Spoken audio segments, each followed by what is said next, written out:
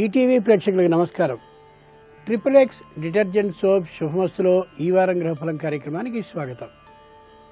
September 7 నుండి September 13వ తేదీ వరకు మేషాది ద్వాదశ రాశుల వారికి ఉండే శుభ అశుభ ఫలితాలని, అవసరమైన సందర్భాల్లో ప్రత్యామ్నాయ మార్గాల్ని తెలుసుకుంటారు.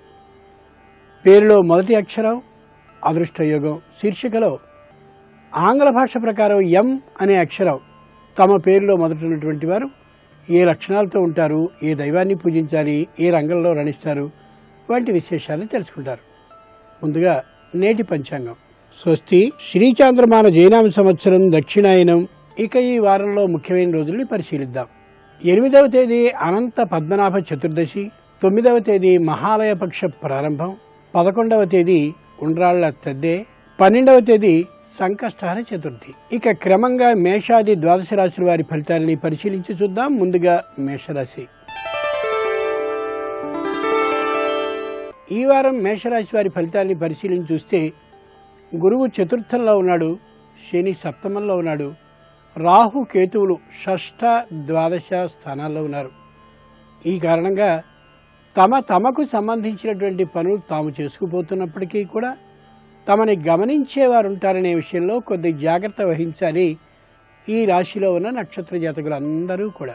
అశ్విని నక్షత్ర జాతకులు తమ వృత్తిలో తాము విజయవంతంగా వెడుతున్నప్పటికీ కూడా అదును చూసి దెబ్బ కొట్టాలని ఆలోచించే శత్రువులు ఉంటారే యథార్థాన్ని ఎప్పుడూ మర్చిపోకూడదు. భరణి నక్షత్రం వాళ్ళు కుటుంబంలో వాదోపవాదాలు వస్తూ ఉన్నటువంటి సందర్భంలో జాగ్రత్తని పాటిస్తూ సంయమనంతో వాదోపవాదాలని ఎక్కడికక్కడ తుంచివేసుకోని పక్షంలో ఇబ్బందులు పాలయ్యే అవకాశం కనిపిస్తోంది. కృత్తికా నక్షత్ర జాతకులు విజయవంతంగా వెళ్ళిపోతున్నాం అని అనుకోకుండా బంధుమిత్రుల ఈర్ష్య ద్వేషాలు లోపల దాగున్నాయనే యథార్థాన్ని మనసులో జాగ్రత్తగా ఆలోచించుకుంటూ ఉండాలి. సరస్వతి అష్టోత్తర శతనామ పఠనాన్ని చెయ్యాలి. నిత్యం గరికతో వినాయకుని 16 నామాలని చదువుతూ అర్చన చేయడం శ్రేష్టం. ముఖ్యంగా ఈ రాశివారు ఈ వారం కుటుంబంలో గోప్యతని పాటించి తీరాలి. ఇక ఈ వారం వృషభ రాశి వారి ఫలితాలని పరిశీలించి చూస్తే గురువు తృతీయంలో ఉన్నాడు, శని షష్ఠంలో ఉన్నాడు, రాహుకేతువులు పంచమ ఏకాదశ స్థానాల్లో ఉన్నారు. కాబట్టి తమకి ఇంతకుముందు వచ్చినటువంటి విఘ్నాలు, అభ్యంతరాలు, ఆటంకాలు తొలగిపోయి సుఖంగా ఉంటుంది ఈ రాశివారికి ఈ వారం. కృత్తికా నక్షత్ర జాతకులకి శుభవార్తల్ని వినేటటువంటి అవకాశం అడ్డంకులన్నీ తొలగిపోయినటువంటి కారణంగా లభిస్తుంది. రోహిణీ నక్షత్ర జాతకులకి తమ పరిశ్రమలకి, సంస్థలకి సంబంధించిన ఇబ్బందులు తొలగి ప్రభుత్వం నుండి రావాల్సినటువంటి పత్రాలన్నీ కూడా అనుమతికి సంబంధించినవి వచ్చిన కారణంగా ఆనందం లభిస్తుంది. మృగశిర నక్షత్ర జాతకులకి కుటుంబంలో ఇంతకు ముందు ఆస్తికి సంబంధించిన చిన్న వివాదాలన్నీ తొలగి సరైనటువంటి త్రోవ కనిపించి సంతోషం తమ సొంతం అవుతుంది. దుర్గా అష్టోత్తర శతనామాల్ని పఠించాలి. వినాయకుని షోడశనామాల్ని చదువుతూ పసుపుతో అర్చించడం శ్రేష్టం. ముఖ్యంగా ఈ రాశివారి ఈ వారం ఆరోగ్య పరీక్షల విషయంలో జాగ్రత్త పడాలి. ఇక ఈ వారం మిథున రాశి వారి ఫలితాన్ని పరిశీలించిస్తే గురువు ద్వితీయంలో ఉన్నాడు, శని చతుర్థంలో ఉన్నాడు, రాహు కేతువులు చతుర్థ దశమ స్థానాల్లో ఉన్నారు. ఈ కారణంగా తమ పనుల్ని తామే పర్యవేక్షించుకుంటూ ఉండాలి తప్ప మరొకరి మీద కానీ పెట్టినట్టయితే ఆ పనులు అస్తవ్యస్తం అయ్యేటటువంటి ప్రమాదం ఉంది ఈ రాశిలో ఉండే ఈ నక్షత్ర జాతకులు అందరికీ కూడా. మృగశిర నక్షత్ర జాతకులు తమ సంస్థకి కానీ తమ పరిశ్రమకి కానీ సంబంధించిన వ్యవహారాలకి తామే కర్తగా ఉంటూ తామే బాధ్యులుగా చేసుకుంటూ ప్రవర్తించని పక్షంలో వ్యయం బాగా అధికం అయ్యేటటువంటి అవకాశం కనిపిస్తోంది. ఆర్ద్ర నక్షత్ర జాతకులు తమకి సంబంధించిన పత్రాలని తామే పరిశీలించుకోవడం ఉత్తమం తప్ప క్రింది ఉద్యోగుల మీద పెట్టి భరోసా ఏమాత్రమూ పనిచేయదు. పునరస్సు నక్షత్ర జాతకులు తమ పిల్లల ప్రవర్తన పట్ల ముఖ్యమైన జాగ్రత్తని వహించి తీరాలి. ఎవరి యొక్క పర్యవేక్షణలోనే ఉంచడం ఏమాత్రమూ సరికాదు. అన్నపూర్ణ అష్టోత్తర శతనామ పఠనం చేయడం ఉత్తమం. వినాయకుని షోడశనామాలని స్తుతిస్తూ కుంకుమతో అర్చించడం అవసరం. ముఖ్యంగా ఈ రాశివారి ఈ వారం మీ కుటుంబ సభ్యులతో ఎక్కువసేపు గడపడానికి కేటాయించుకోండి.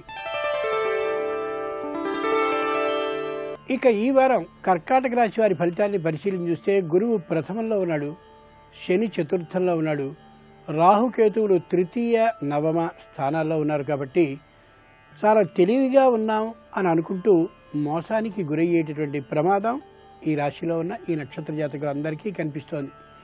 అంచేత ప్రతిక్షణం తమని తాము పర్యవేక్షించుకుంటూ ఉండాల్సిందే ఈ వారం.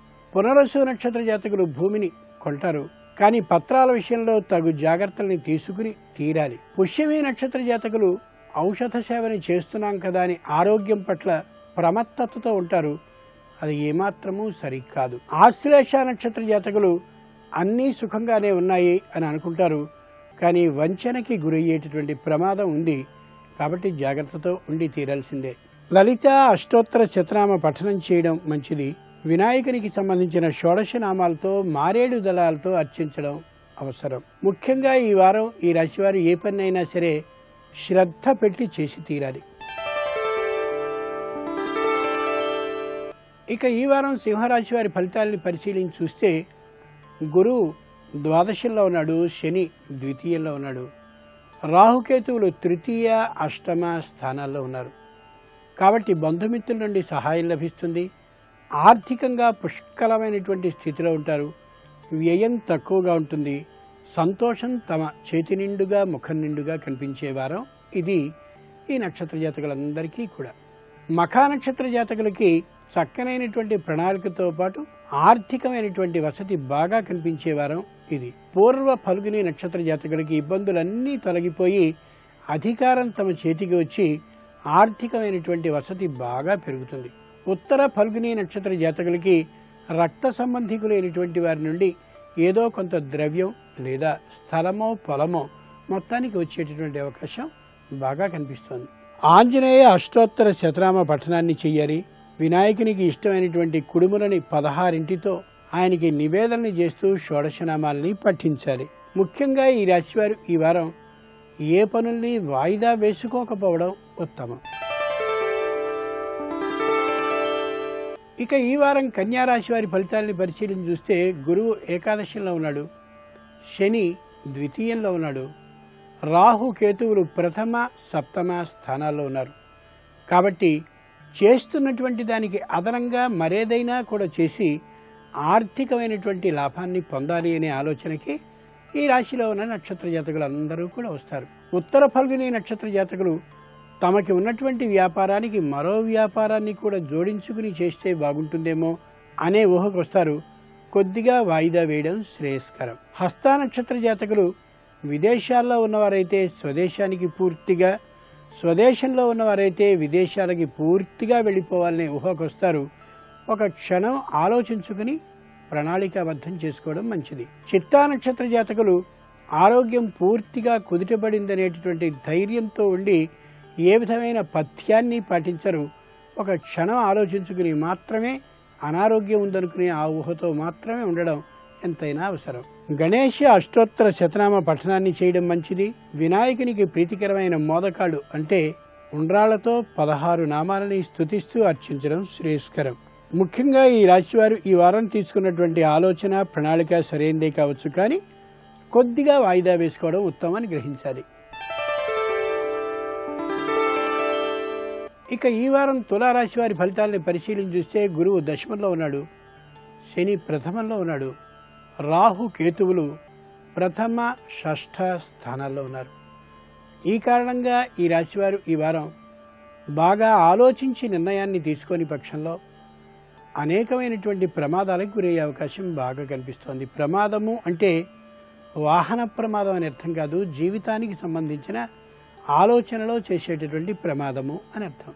చిత్తా నక్షత్ర జాతకులు ఎన్ని ఉద్యోగాలకు వెడుతున్నా, ఏ విధమైన ప్రయత్నాలను చేస్తున్నా అవి వారికి నచ్చక వాటినన్నిటినీ తిరస్కరిస్తూ ఉంటారు. అది సరైన పద్ధతి కాదేమో క్షణం ఆలోచించుకోవాలి. స్వాతి నక్షత్ర జాతకులకి వచ్చినటువంటి అవకాశం వస్తూ ఉన్నట్లే ఉంటుంది, వెంటనే చేజారిపోతున్నట్టు అనిపిస్తుంది, ఓ నిర్ణయాన్ని తీసుకోలేకపోతారు. విశాఖ నక్షత్ర జాతకులు ఎందుకో తెలిసి తెలియనటువంటి అనాలోచితమైనటువంటి నిర్ణయాన్ని తీసుకోదలిచి జీవితాన్ని వ్యథాభరితంగా చేసుకుంటారు. ఓ క్షణం ఆలోచించుకోగలగాలి. ఆదిత్య హృదయ స్తోత్ర పఠనం చేయాలి. వినాయకునికి ఇష్టమైన తులసి దళాలతో 16 నామాలతో అర్చించడం శ్రేయస్కరం. ముఖ్యంగా ఈ రాశివారు ఈ వారం వీలైనంత తక్కువ మాట్లాడడం మంచిది. ఇక ఈ వారం వృశ్చిక రాశి వారి ఫలితాలను పరిశీలించి చూస్తే గురువు నవమంలో ఉన్నాడు, శని ద్వాదశంలో ఉన్నాడు, రాహుకేతువులు ఏకాదశ పంచమ స్థానాల్లో ఉన్నారు. కాబట్టి ఆనందం ఎంత కలుగుతూ ఉంటుందో మానసికమైన అశాంతి కూడా ఆ స్థాయిలోనే కలుగుతూ ఉంటుంది. రెండూ సమమైనటువంటి స్థాయిలో ఉన్నటువంటి కారణంగా ఏం చేయాలో పాలుపోని స్థితిలో ఉంటారు ఈ రాశిలో ఉన్న నక్షత్ర జాతకులు. విశాఖ నక్షత్ర జాతకులకి ఆత్మీయుల రాక చాలా ఆనందంగా అనిపించిన ఆ రాక వెనుక కొద్దిగా బాధ ఉండడం కొద్ది దుఃఖకరం అనిపిస్తుంది. అనురాధ నక్షత్ర జాతకులు తొందరగా మాట్లాడినటువంటి కారణంగా తాము విజేతలైనట్లుగా అనుకుంటారు, కానీ దానివల్ల వచ్చేటటువంటి పరిణామాన్ని ఇప్పుడు ఊహించలేక తరువాత దుఃఖపడతారు. జ్యేష్ఠ నక్షత్ర జాతకులు తాము ధనం పోయినప్పటికీ కూడా మనశ్శాంతి లభించింది కదా అని అనుకుంటారు. కొద్దిగా ఆలోచించదగిన విషయం అనే విషయం తర్వాత తెలుస్తుంది. రాజరాజేశ్వరి అష్టోత్తర శతనామ పఠనాన్ని చేయాలి.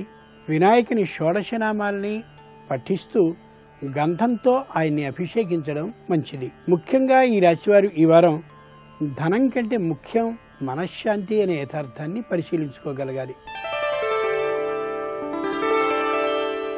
ఇక ఈ వారం ధనురాశి వారి ఫలితాలని పరిశీలించి చూస్తే గురువు అష్టమంలో ఉన్నాడు, శని ఏకాదశంలో ఉన్నాడు, రాహు కేతువులు దశమ చతుర్థ స్థానాల్లో ఉన్నారు. కాబట్టి మానసికమైనటువంటి సంతోషం ఈ రాశిలో ఉన్నటువంటి నక్షత్ర జాతకులందరికీ సొంతం అవుతుంది. సరైనటువంటి నిర్ణయాల్ని తీసుకోగలుగుతారు. ఇబ్బందులన్నీ తొలగుతాయి. మూలా నక్షత్ర జాతకులకి శరీర ఆరోగ్యం కుదుటపడడంతో పాటు మానసికమైనటువంటి సంతోషం కూడా తమ సొంతం అవుతుంది. పూర్వాషాఢ నక్షత్ర జాతకులకి రుణబాధ పూర్తిగా తొలగిపోయినటువంటి కారణంగా చాలా ఆనందం అని అనిపిస్తుంది ఈ వారం. ఉత్తరాషాఢ నక్షత్ర జాతకులకి భేదాభిప్రాయాలన్నీ కూడా బంధుమిత్రులతో తొలగిపోయినటువంటి కారణంగా సంతోషం తమ సొంతం అవుతుంది. లక్ష్మీ అష్టోత్తర శతనామ పఠనం చేయడం మంచిది. ఈ వారం వినాయకునికి షోడశ నామాల్ని పఠిస్తూ ఆవునేతి దీపాలతో 16తో అర్చన చేయడం మంచిది. ముఖ్యంగా ఈ రాశివారి ఈ వారం ఐకమత్యమే మహాబలం అనే సూక్తికి అనుగుణంగా నడవాల్సి ఉంటుంది. ఇక ఈ వారం మకర రాశి వారి ఫలితాలని పరిశీలించి చూస్తే గురువు సప్తమంలో ఉన్నాడు, శని దశమంలో ఉన్నాడు, రాహుకేతువులు నవమ తృతీయ స్థానాల్లో ఉన్నారు. కాబట్టి ఆర్థికమైనటువంటి లాభం ఎంతుందో ఆర్థికమైనటువంటి సద్వ్యయం అంటే ఆ వస్తువులు ఈ వస్తువులు కొనడం మొదలైనటువంటి వాటి మీద ఖర్చు కూడా చాలా హెచ్చుగా అవుతుంది ఈ రాశిలో ఉన్న నక్షత్ర జాతకులకి. ఉత్తరాషాఢ నక్షత్ర జాతకులకి విరివిగా ఖర్చు చేయడం అనేది ఈ వారంలో అంతు పొంతు లేకుండా పోతుంది. అది తప్పనిసరిగా కూడా వారికి పరిణమిస్తుంది. శ్రవణ నక్షత్ర జాతకులకి ఆర్థికమైనటువంటి లాభం వచ్చిన కారణంగా భూమి కంటే కూడా గృహాన్ని కొనాలనేటటువంటి ఊహకి నిశ్చయంగా వచ్చేస్తారు. ధనిష్ఠ నక్షత్ర జాతకులకి ఇతరమైనటువంటి ఆస్తుల్ని అమ్మైనా సరే పెద్దదైనటువంటి ఆస్తిని తీసుకోవాలి అనే నిశ్చయానికి నిర్ణయానికి వస్తారు. అది మంచి ఆలోచనే కూడా. నవగ్రహ స్తోత్ర పఠనం చేయడం చాలా ఉత్తమం. అనేక విధాలైనటువంటి రంగుల పుష్పాలను తీసుకుని షోడశనామాలతో వినాయకునికి అర్చన చేయాలి. ముఖ్యంగా ఈ రాశివారు ఈ వారం అధిక వ్యయం చేయడం ఏమాత్రమూ సరికాదనే యథార్థాన్ని మనసులో ఉంచుకోవాలి. ఇక ఈ వారం కుంభరాశి వారి ఫలితాన్ని పరిశీలించి చూస్తే గురువు షష్ఠంలో ఉన్నాడు, శని నవమంలో ఉన్నాడు, రాహుకేతువులు అష్టమ ద్వితీయ స్థానాల్లో ఉన్నారు. ఈ కారణంగా ఆలోచన చేసి వారు ఏ పన్నైనా చేస్తారు. ఈ రాశిలో ఉండేటటువంటి నక్షత్ర జాతకులందరూ కూడా ధనిష్ఠ నక్షత్ర జాతకులు తమకి సంబంధించినటువంటి ఆరోగ్య విషయంలో మాత్రమే జాగ్రత్త లేకుండా మిగిలిన అన్ని విషయాల్లోనూ తగిన జాగ్రత్తలు తీసుకుంటారు. ఆరోగ్యం గురించి శ్రద్ధ బట్టి తీరాలి. శతభిష నక్షత్ర జాతకులు ఇతరులకి చక్కనైనటువంటి అన్ని సూచనల్ని చేసి తమ ఇంటికి సంబంధించినటువంటి జాగ్రత్తని పాటించకపోవడం కనిపిస్తుంది. జాగ్రత్త పాటించి తీరాలి. పూర్వభద్ర నక్షత్ర జాతకులు ఇది కొందాం అది కొందాం అనేటటువంటి ఆలోచన ప్రణాళికలతోనే కాలక్షేపాన్ని చేసి లావాదేవీలను చేసుకోలేనిటువంటి పరిస్థితిలో మిగిలిపోతారు. అది సరికాదు. లక్ష్మీ నృసింహ కరావలంబ స్తోత్రాన్ని పఠించడం ఉత్తమం. వినాయకునికి ప్రీతికరమైనటువంటి దాడిమి బీజాలతో అంటే దానిమ్మ గింజలతో షోడశనామాలని చదువుతూ నివేదన చేయడం ఉత్తమం. ముఖ్యంగా ఈ రాశివారు ఈ వారం వాయిదా వేయకుండా పనుల్ని సాగించుకోవాలి. ఇక ఈ వారం మీనరాశి వారి ఫలితాల్ని పరిశీలించి చూస్తే గురువు పంచమంలో ఉన్నాడు, శని అష్టమంలో ఉన్నాడు, రాహుకేతువులు సప్తమ ప్రథమ స్థానాల్లో ఉన్నారు. ఈ కారణంగా స్థిరమైనటువంటి ఒక నిశ్చయమైనటువంటి నిర్ణయానికి వచ్చేస్తారు ఈ రాశిలో ఉన్న నక్షత్ర జాతకులు అందరూ కూడా. పూర్వభద్ర నక్షత్ర జాతకులు తమకు సంబంధించినటువంటి ఒక నిర్ణయాన్ని జీవితానికి సంబంధించింది చేసేసుకోవాలనే ఆలోచనకు వచ్చేస్తారు. అనుభవజ్ఞుల్ని సంప్రదించి మాత్రమే ఆ నిర్ణయాన్ని తీసుకోగలగాలి. ఉత్తరాభాద్ర నక్షత్ర జాతకులు తమకి సంబంధించిన రుణాలన్నింటినీ తీర్చేసుకోవాలి అనే ఓ నిర్ణయానికి వస్తారు. ఆ నిర్ణయం చాలా మంచిది. రేవతి నక్షత్ర జాతకులు ధనం పోయినప్పటికీ సరే మొత్తానికి తాము ఎక్కడున్నామో ఆర్థికమైన స్థితిలో అనేటటువంటి అభిప్రాయాన్ని ఏర్పాటు చేసుకుంటారు. అది చాలా మంచి ఆలోచన కూడా. సుబ్రహ్మణ్య స్తోత్రాన్ని పఠించడం ఉత్తమం.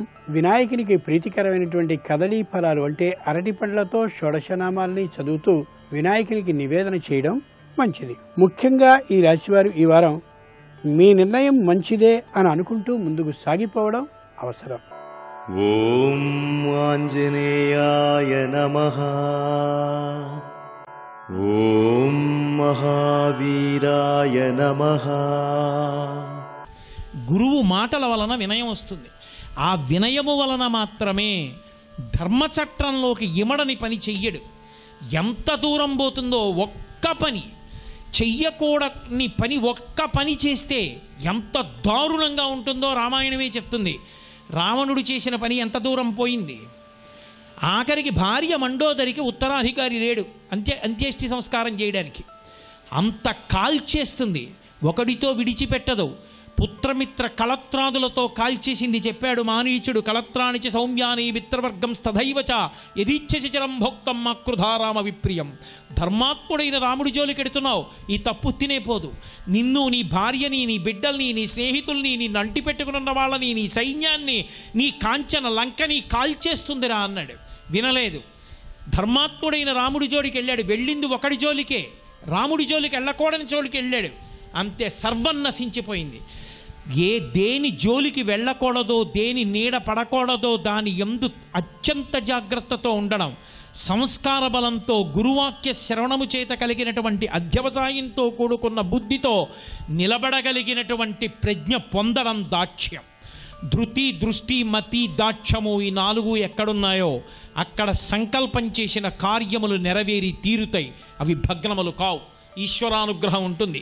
కాబట్టి 4 నెరవేర్చారు. తతస్సలంబస్య గిరే సమృద్ధే విచిత్రకూటే నిపపాతకూటే. 100 యోజనముల సముద్రాన్ని దాటి లంబపర్వత శిఖరం దగ్గరికి వెళ్ళారు. వెళ్ళి ఒక్కసారి ఆ 100 యోజనముల సముద్రాన్ని దాటి అక్కడ దిగారు. దిగి చూశారు వెనక్కి తిరిగి సముద్రాన్ని. గోష్పదీకృతవారాసింహశకీకృత రాక్షసం రామాయణ మహామాల రత్నం వందే అనిలాత్మజం.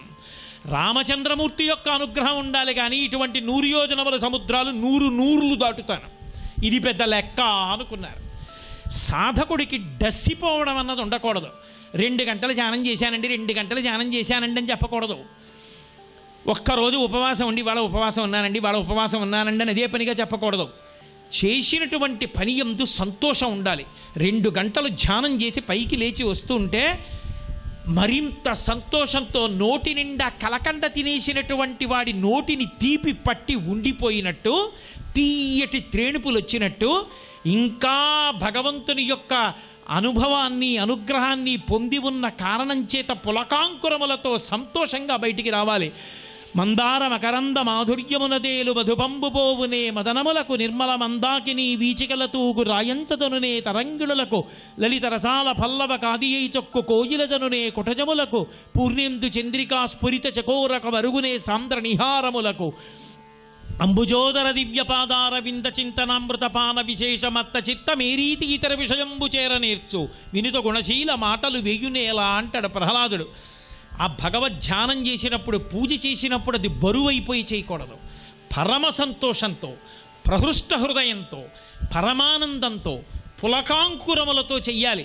మూకశంకరులు మూక పంచశరి చేస్తూ అంటారు, అమ్మా జంతోస్తవ పద పూజన సంతోష తరంగితస్య కామాక్షి బంధో యది భవతి పునః సింధోరంభస్సు భ్రమీతి శిలా అన్నారు.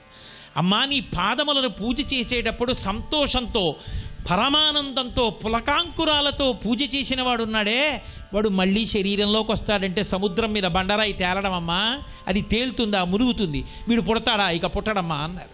అది సంతోషం అంటే, అది సాధకునకు ఉండవలసిన లక్షణం. ఇంత సముద్రాన్ని దాటొచ్చి అమ్మయ్య అని తుడుచుకుని పొంగిపోయాడు మహానుభావుడు. ఎందుకు? నేనని కాదు, రామానుగ్రహం ఉంటే ఇలాంటి నూర్లు నూర్లు దాటతానన్నారు. అది భక్తి, అది సుందరకాండ. ఆ లంకా పట్టణానికి చేరువలో ఉన్నటువంటి సముద్రం వంక చూస్తున్నారు. ససాగరం దానవపన్నగాయుతం బలేన విక్రమ్య మహోర్మిమాలినం నిపత్యతీరీ చ మహోదధీస్తథా దదర్శలంకాం అమరావతీమివా అంటారు మహర్షి. ఆ సముద్రం యొక్క విశేషాన్ని చెప్తున్నారు.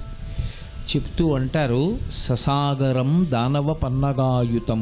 ఆ సముద్రం దానవుల చేత, పన్నగములంటే పాముల చేత ఆవరింపబడి ఉంది. బలేన విక్రమ్య మహోర్మిమాలినం, తరంగ పంక్తులతో కూడుకున్నటువంటి ఆ సముద్రాన్ని మహావిక్రమంతో స్వామి హనుమ లంఘించి రాగలిగారు. బలేన విక్రమ్య మహోర్మిమాలినం నిపత్యతీరీ చ మహోదధీస్తథా దదర్శలంకాం అమరావతీమివా. ఆ సముద్ర తీరంలో ఉన్నటువంటి లంకాపట్టణాన్ని దూరంగా చూస్తుంటే, ఆ లంబపర్వత శిఖరం దగ్గర నిలబడి చూస్తే అది ఎలా కనపడుతోంది? లంకాపట్టణం అంటే అమరావతిలా కనపడుతోంది. అమరావతి దేవతల యొక్క రాజధాని, స్వర్గలోకానికి రాజధాని, సమస్త భోగములకు ఆలవాలము. అక్కడ కేవలముగా సుఖమును అనుభవించేటటువంటి వాళ్ళు మాత్రమే ఉంటారు. అది మహర్షి యొక్క హృదయం. ఎందుచేత అంటే మర్త్యలోకంలో పుట్టి, మర్త్యలోకము అంటే మృత్యువు చేత గ్రసింపబడేటటువంటి శరీరము కలిగినటువంటి వాళ్ళందరూ ఎక్కడ నివసిస్తారో దాన్ని మర్త్యలోకము అని పిలుస్తారు. అంటే మనందరం ఉన్నటువంటి లోకం మర్త్యలోకం. ఈ మర్త్యలోకంలో ఉండేటటువంటి మనుష్యులకు మృత్యువు పెద్ద శాపం అయినప్పటికీ, భయకారకం అయినప్పటికీ, ఈ మర్త్యలోకంలో పుట్టినటువంటి వాళ్ళు మాత్రమే ఒక అధికారమును కలిగి ఉంటారు. వాళ్ళు ఉత్తమమైనటువంటి కర్మలు ఆచరించినటువంటి కారణం చేత ఆ పుణ్యముల యొక్క ఫలితంగా స్వర్గలోకానికి వెళ్ళి దేవతల యొక్క పదవులను అధిష్ఠించగలరు. మహాపాపాన్ని చేసి తిర్యక్కులుగా, అంటే భూమికి సమాంతరంగా వెన్నుపాం అడ్డంగా ఉండేటటువంటి ప్రాణులుగాను పుట్టగలరు.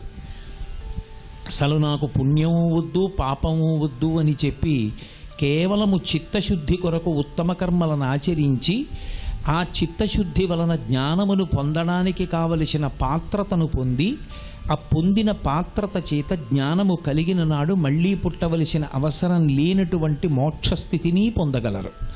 ఇది కేవలము మర్త్యలోకవాసులమైనటువంటి మనుష్యులకు ఉంటుంది తప్ప దేవలోకంలో ఉండేటటువంటి దేవతలకి కర్మాధికారం లేదు. వాళ్ళు పుణ్యకర్మలు చేస్తాము అంటే కుదరదు. వాళ్ళు అక్కడ భోగం అనుభవించడం చేత వాళ్ళ పుణ్యం క్షీణించిపోతుంది. పుణ్యం క్షీణించిపోతే క్షీణే పుణ్యే మర్త్యలోకం విశంతి. వాళ్ళు మళ్ళీ కిందకొచ్చేసి మర్త్యలోకంలో పుడతారు. మళ్ళీ వాళ్ళు పుణ్యం చేసుకుంటే ఉత్తమ లోకాలు, ఒకవేళ చేసుకోలేకపోతే అధోలోకాలు. కానీ ఇక్కడ ఉన్నటువంటి మనుష్యుడు అటువంటి వాడు కాడు. మనుష్యుడు అంతకన్నా ఉత్తమమైనటువంటి స్థితి ఎందున్నవాడు. అందుకే నరాణాం జంతువునాం నరజన్మ దుర్లభం అంటారు శంకర భగవత్పాదులు. అసలు నరజన్మ రావడం చాలా చాలా గొప్పది అని శంకరులు ప్రతిపాదించడానికి కారణం అదే.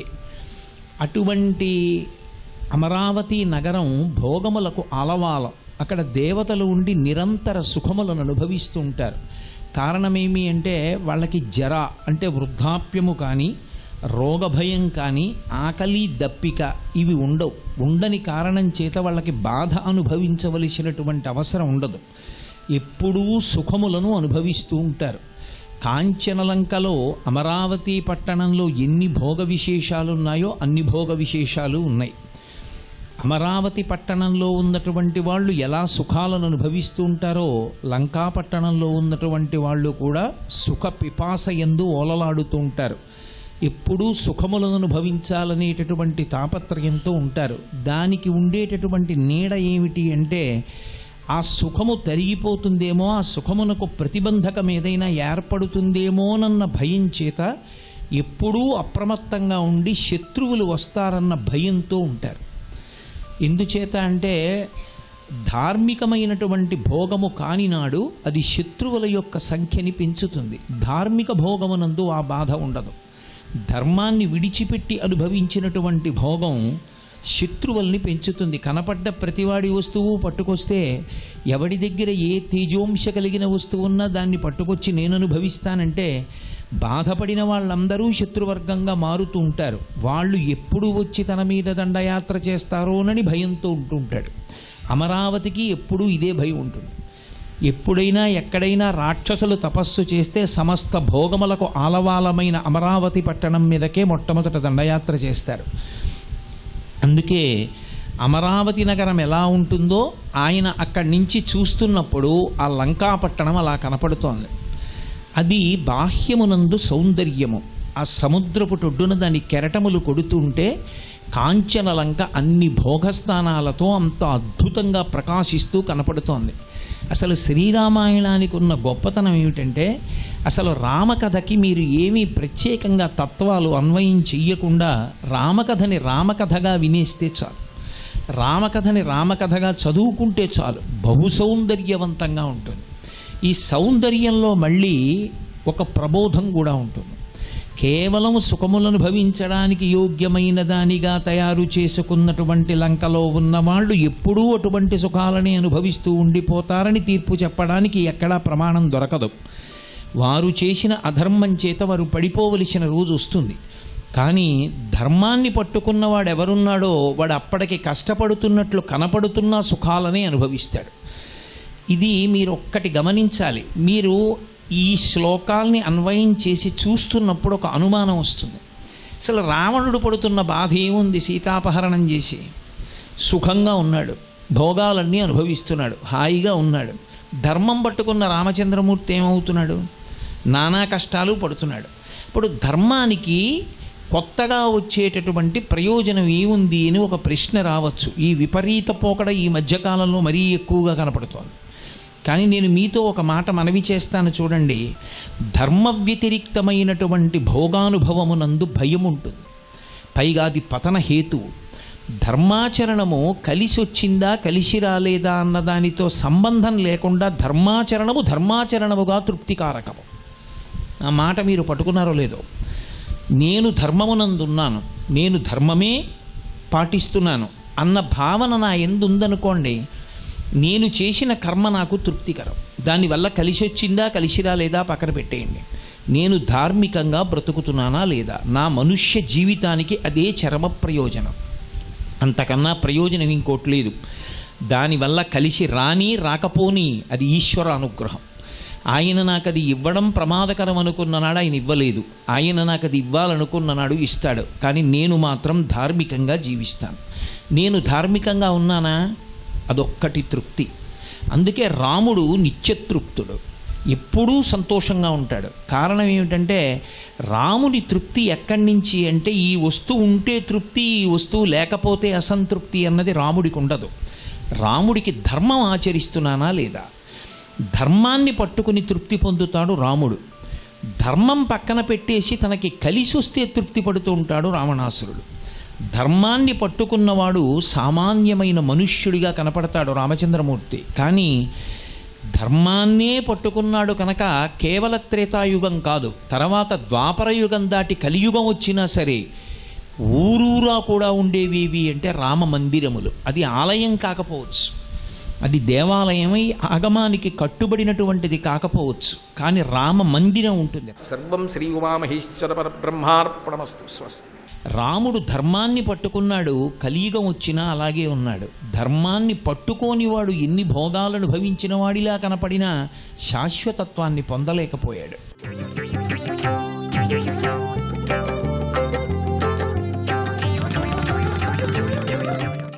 ఈ వారం పేరులో మొదటి అక్షరం అదృష్టయోగం అనే శీర్షికన ఎం అనే ఆంగ్ల అక్షరంతో ప్రారంభమయ్యే పేరు కలిగిన వ్యక్తుల యొక్క జీవితం ఎలా ఉంటుందో, వాళ్ళ లక్షణాలు ఏంటో, వాళ్ళు ఆరాధించవలసినటువంటి దైవం ఎవరో పరిశీలిద్దాం. ఎం అనే ఆంగ్ల అక్షరంతో ప్రారంభమయ్యే పేరు కలిగిన వ్యక్తులు ఎవరైనా సరే నిరాడంబరంగా ఉంటారు. అవసరానికి మించిన సభ్యత సంస్కారాన్ని పాటిస్తూ ఉంటారు. వీళ్ళ అభిప్రాయాలు చాలా ఉన్నతంగా ఉంటాయి. వీళ్ళకి ఉన్నతమైనటువంటి అభిప్రాయాలు ఉన్నప్పటికీ ఒక్కొక్కసారి ఈ ఉన్నతమైనటువంటి అభిప్రాయాలు కలిగి ఉండటం వల్ల కొద్దిగా ఇబ్బందులు ఎదుర్కోవటానికి ఆస్కారం ఉంది.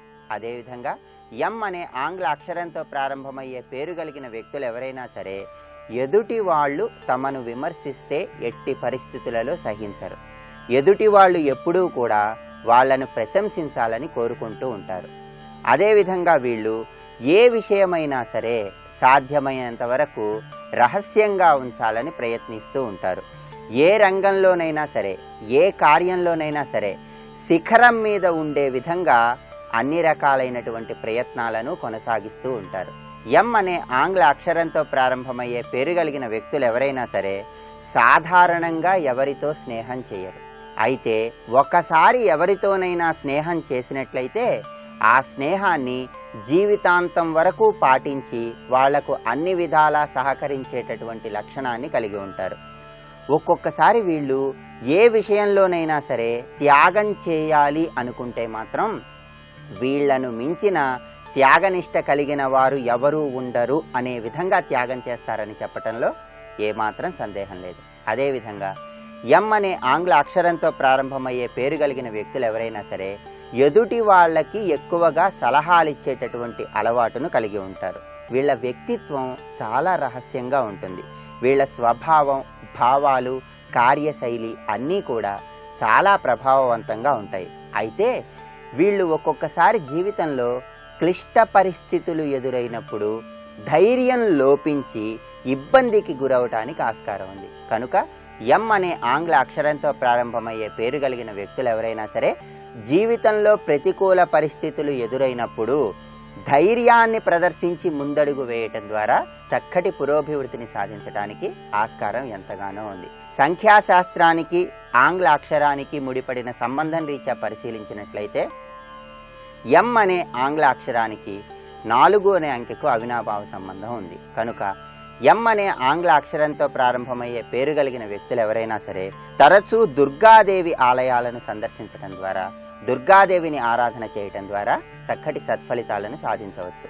ఏ నెలలోనైనా సరే శుక్రవారం నాడు రాహుకాలంలో దుర్గాదేవికి కుంకుమ పూజ చేయించుకోవటం, అదేవిధంగా శనివారం ఆశ్లేష నక్షత్రం కలిసి వచ్చిన రోజు నవగ్రహ ఆలయంలో రాహుగ్రహానికి తేనెతో అభిషేకం చేయటం ద్వారా సర్వదోషాలను తొలగింపజేసుకొని చక్కటి పురోభివృద్ధిని సాధించవచ్చు. అదేవిధంగా వీళ్ళు గృహంలో నైరుతి దిశలో ఆవాల మొక్కలను పెంచటం, సరస్వతీదేవిని తెల్లటి పుష్పాలతో పూజించటం ద్వారా చక్కటి సత్ఫలితాలను సాధించవచ్చు. వీలైనప్పుడల్లా దుర్గాదేవి ఆలయంలో భక్తులకు మినప గారెలను దానం చేయటం, అదేవిధంగా ఆదివారం నాడు నవగ్రహ ఆలయంలో రాహుగ్రహం దగ్గర 18 ఒత్తులు వేసి దీపాన్ని వెలిగించటం, అలా దీపాన్ని వెలిగించిన తర్వాత గోధుమ రంగు వస్త్రాన్ని ఎవరికైనా దానంగా ఇవ్వటం ద్వారా ఉద్యోగ వ్యాపారాలలో, ఆర్థిక వ్యవహారాలలో చక్కటి పురోభివృద్ధిని సాధించవచ్చు. ఎం అనే ఆంగ్ల అక్షరంతో ప్రారంభమయ్యే పేరు కలిగిన వారికి వైద్య వృత్తి, న్యాయవాద వృత్తి ఎక్కువగా కలిసి రావటానికి ఆస్కారం ఉంది. వీళ్ళకి కలిసి వచ్చే వారాలు శనివారం, ఆదివారం, సోమవారం. వీరికి అనుకూలమైనటువంటి రంగులు బూడిద రంగు, లేత నీలం రంగు. మొత్తం మీద పరిశీలించి చూసినట్లయితే ఎం అనే ఆంగ్ల అక్షరంతో ప్రారంభమయ్యే పేరు కలిగిన వ్యక్తులు ఎవరైనా సరే జీవితంలో స్నేహితులకి ఎక్కువగా సహాయాన్ని చేస్తూ, త్యాగాన్ని చేస్తూ అన్ని విధాలుగా చక్కటి పురోభివృద్ధిని సాధించడానికి అవకాశం ఎక్కువగా ఉంది. వచ్చే ఆదివారం పేరులో మొదటి అక్షరం అదృష్టయోగం అనే శీర్షికన ఎన్ అనే ఆంగ్ల అక్షరంతో ప్రారంభమయ్యే పేరు కలిగిన వ్యక్తుల యొక్క జీవితం ఎలా ఉంటుందో, వాళ్ళ లక్షణాలు ఏంటో, వాళ్ళు ఆరాధించవలసిన దైవం ఎవరో పరిశీలిద్దాం.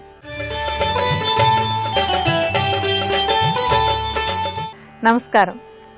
ఈనాటి శుభమస్తు కార్యక్రమంలో ఆరోగ్యవంతమైన జీవన విధానానికి ఆయుర్వేదంలో చెప్పినటువంటి రకరకాల సూత్రాల్లో కొన్నింటి గురించి మనం ఈరోజు తెలుసుకుందాం. మామూలుగా ఏంటంటే చాలామందికి ఏదైనా ఒక చిన్న అనారోగ్యం రాగానే ఈ అనారోగ్యం ఎందుకు వచ్చింది నాకు, అసలు నాకే ఎందుకు వచ్చింది, అందరికీ బాగానే ఉంది కదా అని ఒక థాట్ వస్తూ ఉంటుంది. చాలామంది మాట్లాడుకుంటూ ఉంటారు, నాకెందుకు వచ్చింది, నాకే ఎందుకు వచ్చింది అని ప్రశ్నలు వేసుకుంటూ ఉంటారు. అసలు ఏంటంటే రోగాలు రావడానికి రకరకాల కారణాలు ఉంటూ ఉంటాయి. అందులో కొన్ని కారణాలు మన శరీరం లోపలే ఉంటాయి. కొన్ని లోపల ఉంటాయంటే కొన్ని అవయవాల్లో ఉండేటువంటి సమస్యలు కానివ్వండి, అవయవాలు పనిచేసేటువంటి తీరులో ఉండేటువంటి సమస్యల వల్ల కానీ కొన్ని అనారోగ్యాలు వచ్చేందుకు అవకాశం ఉంటుంది. అలాగే కొన్ని అనారోగ్యాలు రావడానికి మనకి చుట్టుపక్కలే ఉండేటువంటి కొన్ని కారణాలు ఉంటాయి. అంటే పరిసరాలలో ఉండేటువంటి అనారోగ్యకరమైనటువంటి పరిస్థితి కానివ్వండి, లేకపోతే మన పరిసరాల్లో వాతావరణంలో వచ్చేటువంటి మార్పుల వల్ల కానీ, లేకపోతే పరిసరాల్లో ఉండేటువంటి సూక్ష్మజీవుల వల్ల కానీ వాటి ప్రభావం మన శరీరం మీద ఉండటం వల్ల కూడా కొన్ని అనారోగ్యాలు వస్తూ ఉంటాయి. అలాగే కొన్ని అనారోగ్యాలు ఎప్పుడో మనకు అంటే కొంతకాలం క్రితం మనకు వచ్చినటువంటి అనారోగ్యం తాలూకు ఏదో మిగిలిపోతే దానివల్ల కొన్ని అనారోగ్యాలు వస్తూ ఉంటాయి.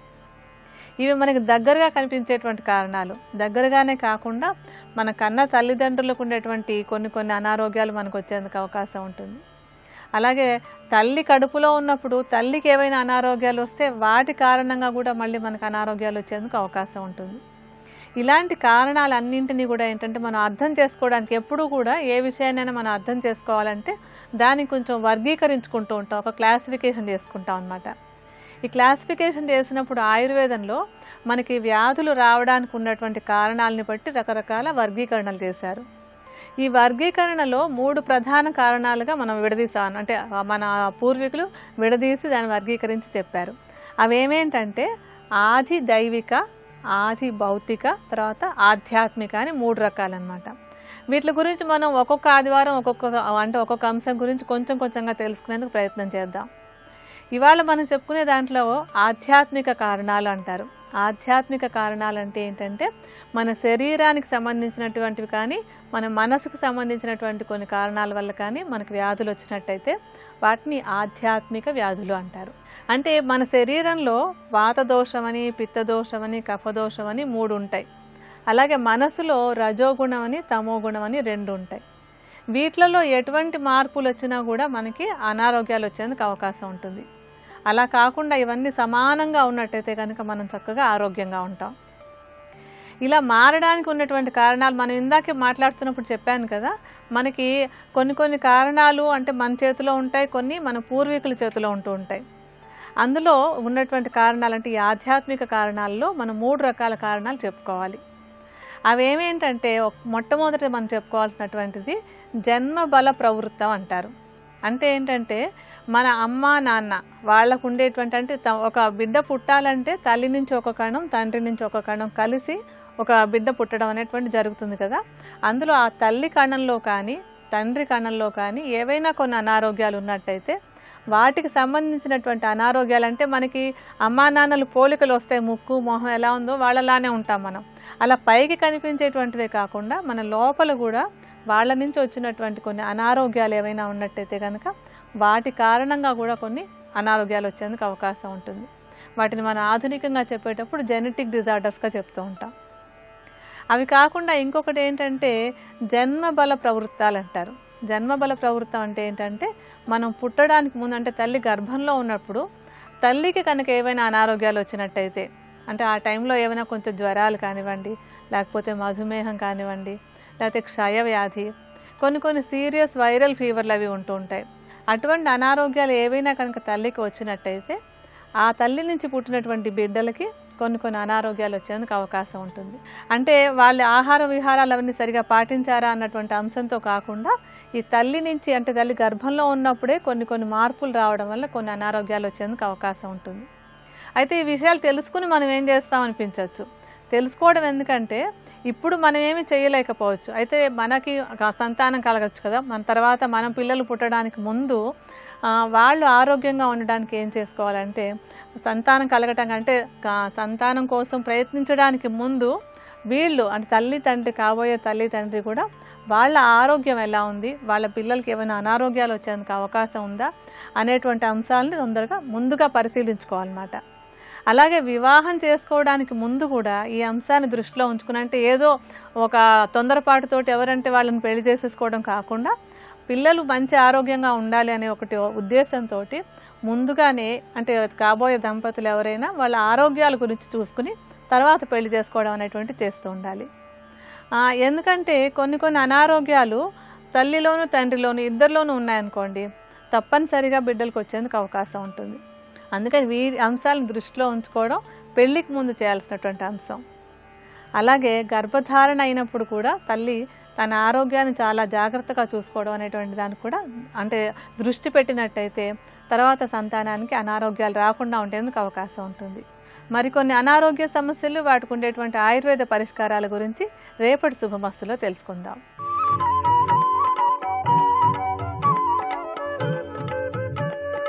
ఈటీవీ ప్రేక్షకుల నమస్కారం. ట్రిప్లెక్స్ డిటర్జెంట్ సోప్ శుభమస్తు కార్యక్రమంలో నాగదోషం ఎలా ఏర్పడుతుంది అనేటటువంటి అంశాన్ని మనం పరిశీలన చేస్తున్నాము. నాగశబ్దం రాహుకి ఉన్నది, రాక్షస గ్రహమది. అసలు ఈ నాగశబ్దాన్ని ఎక్కడి నుంచి గ్రహించాం మనం? కాలసర్పము అనేటటువంటి పదం నుంచి తీసుకున్నాం. కాలసర్ప శబ్దం ఎక్కడిది? జాతక పరిభాషలో వాడబడింది కాదు, సైద్ధాంతిక పరిభాషలో వాడబడింది. ఆకాశంలో గ్రహ గణితాన్ని చేస్తున్నప్పుడు ఆ గ్రహ గణితంలో చంద్రుడికి సంబంధించినటువంటి అలాగే భూమికి సంబంధించినటువంటి రెండు అంశాలున్నాయి. భూమి నీడ, చంద్రుడి యొక్క నీడ. ఈ నీడలకి పేరు ఛాయలని. వీటినే ఇంగ్లీష్లో నోడ్స్ అని పిలుస్తాం, ఎన్ఓడిఈ నోడ్. ఇవి ఈక్వేటరు, ఎక్లిప్టిక్ రెండు కంజంక్షన్స్ అన్నమాట. అంటే క్రాంతి వృత్తము, భూమధ్య రేఖ ఖండన బిందువులు ఇవి. ఈ ఖండన బిందు స్థానం దగ్గరికి చంద్రుడు, సూర్యుడు చేరితే అప్పుడు గ్రహణం వస్తుంది. గ్రహణ సంకేత బిందువులకి సంపాత బిందువులు అని పేరు, వాటికి రాహుకేతువులు అని పేరు, వాటికి ఛాయాగ్రహాలని పేరు. ఛాయలంటే నీడలు. జ్యోతిష పరిభాషలో నీడకు కూడా ప్రభావం ఉన్నది. చంద్రుడు యొక్క నీడకి ప్రభావం ఉన్నది, అలాగే భూమి యొక్క నీడకు కూడా ప్రభావం ఉన్నది. కరాళ వక్త్ర కరవాల శూల. కరాళ వక్త్రం భయంకరమైనటువంటి నీడిది. ఆ నీడలోకి కనుక గ్రహం వెళితే ఆ సంధికాలంలో వచ్చేటటువంటి దోషం విశేషంగా ఉంటుంది. ఆకాశ పరిభాషలో, ఆకాశ పరిశీలనలో రాహుకేతువులు ఛాయాబిందువులుగా గ్రహణ సందర్భంలో గణిత సౌకర్యార్థమై సైద్ధాంతికం చేశారు మహర్షులు. అందులో పరాశరుడు, గర్గుడు, నారదుడు, ఆద్యులు, వశిష్ఠుడు, పైతామహ, వీళ్లతో పాటుగా తర్వాత కాలంలో వరాహమిహిరుడు, భాస్కరాచార్యుడు, వీళ్ళందరూ వీళ్ళ మీద విశేషమైనటువంటి గణిత భాగాన్ని అందించారు. ఇక జాతక పరిభాషలో చూస్తే ఈ రాహుకేతులకి దశ అంతర్దశలు కూడా కల్పించారు. ఉచ్యంతు యుగ్మం హరిభంత్రికోణం కన్యాగృహం శుక్రశనీచ మిత్రౌ. ఉచ్యంతు యుగ్మం, యుగ్మము అంటే మిథున రాశి. మరొక పాఠంలో వృషభ రాశి ఉచ్చరాశిగా, మిథునము మూలత్రికోణ రాశిగా చెప్పబడింది. హరిభంత్రికోణం సింహరాశి మూలత్రికోణ రాశిగా చెప్పబడింది. కన్యాగృహం కన్యారాశి సక్షేత్రంగా చెప్పబడింది. శుక్రశనీచ మిత్రౌ. శుక్రగ్రహము, శనిగ్రహము మిత్రగ్రహాలుగా రాహుకి చెప్పబడ్డాయి. రాహువే అత్యంత కీలకం నాగదోషంలో. అలాగే గోచార ఫలాల్లో కూడా రాహు యొక్క ఫలితాలే కీలకం. అసలు నాగదోషం అంటే చెడ్డ ఆలోచన, భయాన్ని కల్పించేటటువంటి ఆలోచన ఎక్కడ ఉంటుందో అక్కడ రాహు ఉంటాడు. తమోగ్రహం. మనం ఎప్పుడైతే డిప్రెషన్లోకి వెళుతున్నామో, అంటే మనని మనం తక్కువ అంచనా వేసుకుంటూ చైతన్య శూన్యులమై వెళుతున్నామో, మన శక్తిని మనం గుర్తించకుండా వెళుతున్నామో, అక్కడ రాహు ఉంటాడు. సింహికా గర్భ సంభూతం తం రాహుం ప్రణమామ్యహం అర్ధకాయం మహావీరం చంద్రాదిత్య విమర్దనం. ఒకే ఒక రాక్షసుడు సృష్టిలో అమృతాన్ని తాగి గ్రహంగా మారి అర్ధకాయ మహావీరం, మహాబలవంతుడై దశ అంతర్దశ రూపాల్లో పరిపాలిస్తున్నాడు. కాలస్వరూపంగా ఉన్నాడు. ఈ కాలస్వరూపుడైనటువంటి రాహు యొక్క ప్రభావం ఎలా ఉంటుందో మరిన్ని అంశాలు రేపటి శుభమస్తు కార్యక్రమంలో పరిశీలన చేద్దాం. ఇప్పుడు ఆరోగ్యం యోగా అనే శీర్షికన అనారోగ్య సమస్యల నివారణకై ఉపకరించే కొన్ని యోగాసనాలని పరిశీలన చేద్దాం. జీర్ణశక్తి పెరగడానికి ఉపకరించే పార్శ్వ పవన ముక్తాసనం. మనిషి శరీరంలోని ఉదర భాగంలో వైశ్వానర అనే అగ్ని ఉంటుంది. ఈ అగ్ని మందగిస్తే అజీర్ణం ఏర్పడుతుంది. జీర్ణశక్తి మందగిస్తుంది. జీర్ణశక్తి మందగించడం వల్ల అనేక రోగాలు ఆరంభమవుతాయి. జీవన క్రియలన్నీ అస్తవ్యస్తమవుతాయి. కాలేయ పనితీరు కుంటుపడుతుంది. శరీరంలో మలినాలు అధికమవడం వల్ల వివిధ వ్యాధులు ఉత్పన్నమవుతాయి. జీర్ణశక్తి పెరుగుదలకు పార్శ్వ పవన ముక్తాసనం ఉపకరిస్తుంది. ఈ ఆసనాన్ని పవన కుమారాసనంగా కూడా వ్యవహరిస్తారు. ఈ ఆసనాన్ని హనుమంతుడు నిరంతరం సాధన చేసేవాడు. 2 కాళ్ళు మడిచి మోకాళ్లను 2 చేతులతో గట్టిగా పట్టుకోవాలి. ఈ స్థితిలో 2 పక్కలకు తిరగాలి. ఈ ఆసన సాధన వల్ల జఠరాగ్ని సక్రమమవుతుంది. జీర్ణశక్తి పెరుగుతుంది.